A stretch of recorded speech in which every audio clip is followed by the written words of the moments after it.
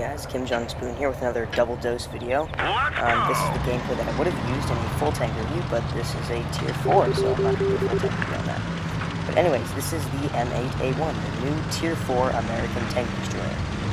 This thing is fantastic. I can't even believe how good this thing is. The T-40 was my sealed clipping tank of choice, but that might be replaced by the M8A1 just because it's so fantastic. A little bit of info about this new tier 4 beast. Armor, just pretend like it doesn't have any, because the only bounces you're ever going to get is low caliber guns failing to overmatch. Guns. You have a choice of the 57mm M1, which is high firing, low damage, high pen gun. So this is a gun that I'm using here because of the damage per minute. The other gun you can use is the 3-inch gun AT-M7. This thing has actually less pen than the 57mm. It has much higher alpha damage, but it has overall less damage per minute. I played one game with this gun, and we lost miserably, so I took that as a sign for the tank gods that so again, playing with the 57mm, and the DPM is just fantastic. Maneuverability-wise, this thing is really nippy.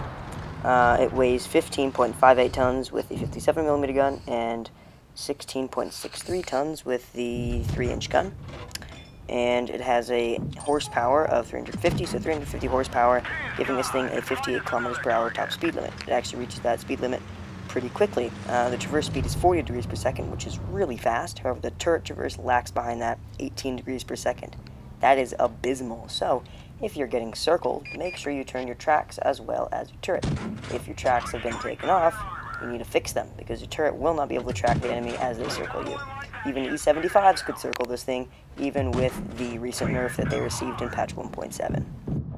Alright, so you can see the DPM on this 57mm is ridiculous. We're just completely destroying this M3 Lee. We spot that other M8, and this guy's getting pounded as well. You can see that the shell speed is pretty low, but that doesn't matter a whole lot because you're firing so many rounds. So if it misses, it doesn't matter because you've got another one on the way. And so you really have to play this tank kind of strangely. So you have to sit in the back until there's a specific moment in the game where you can say, okay, now I can go and help my team on the front lines. So right now, I'm thinking, I don't want to go out there because there's that light camping in the back, and there's that M8, and the Covenanter should be able to take care of the M8 in a single clip. Should be able to clip him. But I said, you know what?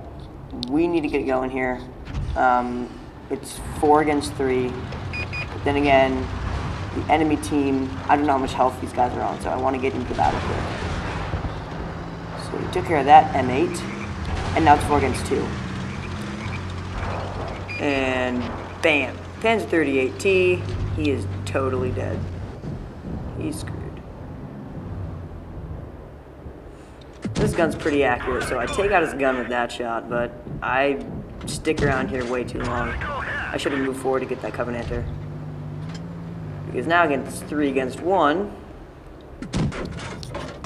And I'm blind firing these bushes. If you blind fire a bush and you hear the little voice say, that one went right through, or that one bounced, then you know the person's there. And you can keep firing at that same spot, and you just basically stop firing when you stop hearing the guy saying, that one went right through, that one bounced. So again, this DPM is fantastic, so we're just completely destroying this Covenanter. And this guy should be hiding in between magazines while he's reloading, but he's just sitting out in the open, which is the reason that we can do so much damage to him. If we played a corner game where he stayed in cover until he had his magazine reloaded, we probably wouldn't win this battle. But he's staying out in the open while we can just put our DPM to work. Finish him off, secure the game. And that was only 2 kills, but we did do quite a bit of damage. So let's take a look at the post-game stats. So Master Batch First Class, Confederate, 1000 XP with Premium. But that wasn't our Master Badge Ace Tanko. And actually, it's kind of hard to get a Master Badge in this thing because so many people are doing well. And, you know, see here, there's 6 people in M8A1s. So statistically, somebody's probably going to have an awesome game.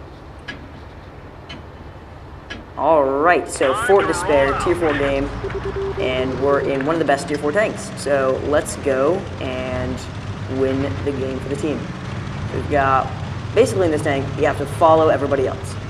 Most people at lower tiers are just going to go their random directions, but if there's a lemming train going somewhere, you need to follow them, because if you go somewhere alone, you're probably going to die. How you do well in this tank is you hide behind people like this guy in the Hetzer, and then he takes the shots, you do the damage, you get the kills, and then once there's only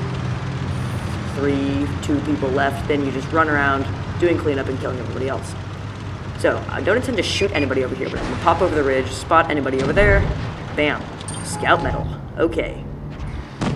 And now, we're in a tough spot, because those guys that I just spotted are coming around us, and these guys are right here, so we need to destroy one flank so that we're not getting circled. So, I choose this flank because there's less people there. Just got this M8, and somebody else to his left. This guy's yelling at us, he knows he's going to die, and bam, okay. T-46 gets him. We have this BT-7. And all those guys, the Hetzer, the T-46, they're all coming up our rear, so we need to get out of here. And the BT-7 backs off, so now we can take shots at these guys. Now actually the BT-7's gone unspotted, so I think he's going to come around and flank us, and yeah, there he is. This guy obviously knows what he's doing. Server lag trolls me really hard, and I'm just going to DP on this guy, because I know that I will do more damage to him than he'll do damage to me. So, yeah, he bounced off me with his autocannon. Basically, again, only bounces you're going to get are low-tier shells failing to overmatch. So, he kills my friend in the T-46, and then he's reloading, and I finish him off. Alright, so now we're in a good position, because we now have them circled, and so we can go around one flank while they're fighting our friends on the other, and fire up their rears. So they are capping, and that's telling me exactly what that Cruiser 4 is. So we're going to get rid of him, and that will give us the opportunity to come around the guys fighting our friends. So he obviously sees me, and we get another miracle bounce, but the Lee steals the kill, confirms the kill, whatever you want to call it. So it looks like the Lee wants to cap, which is an interesting choice, because there's only 2 M8A1s, one with 13 health left. So yeah, we're going to get that guy. Retrospect, I should switch to HE here, because the rear of an M8, does it actually have any armor? I don't know. There's probably an armor value listed, but I think any HE shell will probably penetrate, so probably should have switched to HE. But anyways, we are now in a corner fight against 2 M8A1s. One of them's on 13 health. Probably shouldn't have pulled out there.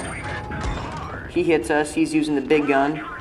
His friend pops up, damages our ammo rack, but we get the kill.